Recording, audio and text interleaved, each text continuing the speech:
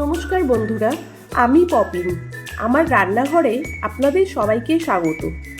কোনো রকম তেল ছাড়া, রোদ্রে দেওয়ার ঝামেলা ছাড়া এই রকম কাঁচা আমের ঝুরি আচার রেসিপিটা আপনারা বাড়িতে বানিয়ে দেখতে পারেন।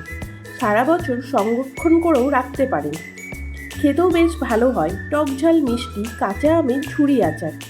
রেসিপিটি শুরু করবার আগে আপনাদের কাছে একটি অনুরোধ রইল। আমার চ্যানেলে যদি নতুন কোনো বন্ধু হয়ে থাকেন, আমার চ্যানেলটাকে সাবস্ক্রাইব করে পাশে বেল নোটিফিকেশানটা প্রেস করে অল অপশানটা প্রেস করে দেবেন।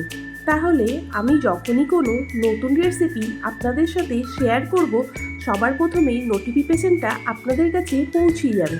দেখে নেওয়া যাক আজকের টক ঝাল মিষ্টি কাঁচা আমের ঝুরি আচার রেসিপিটা। আমি এখানে 4টে আম নিয়েছি। আমগুলোকে ভালো করে ধুয়ে পরিষ্কার করে নিয়েছি। আমের সমস্ত খোসাগুলোকে ছাড়িয়ে নিতে হবে। এখন আমি আমগুলোকে গ্রেটার দিয়ে গ্রেট করে নিয়েছি। সমস্ত আমগুলোকেই আমি গ্রেটার দিয়ে গ্রেট করে নিয়েছি। গ্রেটারের এই বড় দিকটার থেকেই গ্রেট করে নেবেন। এখন আমি গ্রেট করা আমের মধ্যে 250 গ্রাম চিনি দিয়ে দিলাম। চিনিটাকে আমের সাথে খুব ভালো করে মিশিয়ে নিতে হবে। তাহলে দেখবেন আমের থেকে জল বেরোতে শুরু করবে।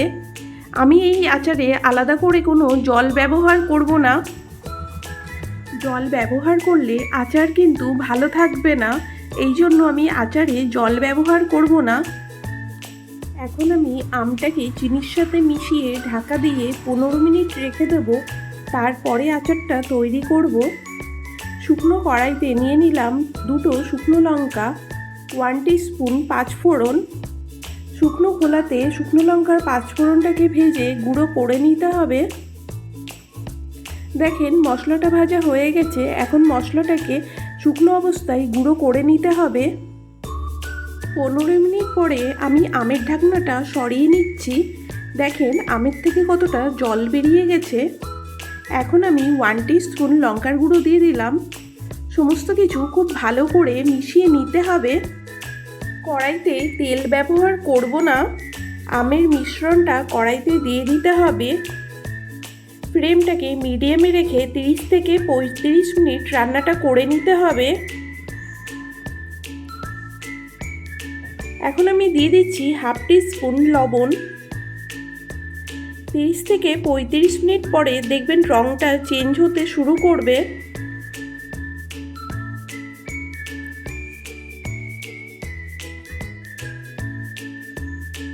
এখন আমি দিয়ে দিচ্ছি 1/2 টিস্পুন বিট লবণ।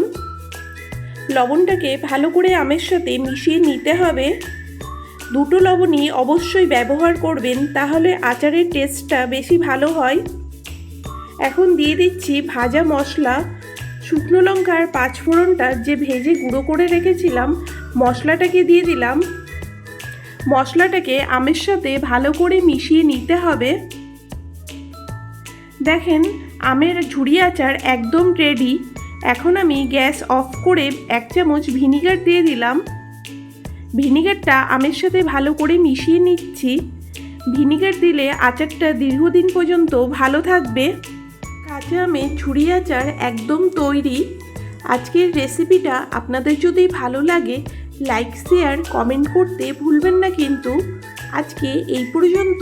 আবারও হাজির হয়ে যাব নতুন কোনো রেসিপি নিয়ে। ভালো থাকবেন, সুস্থ থাকবেন। ধন্যবাদ।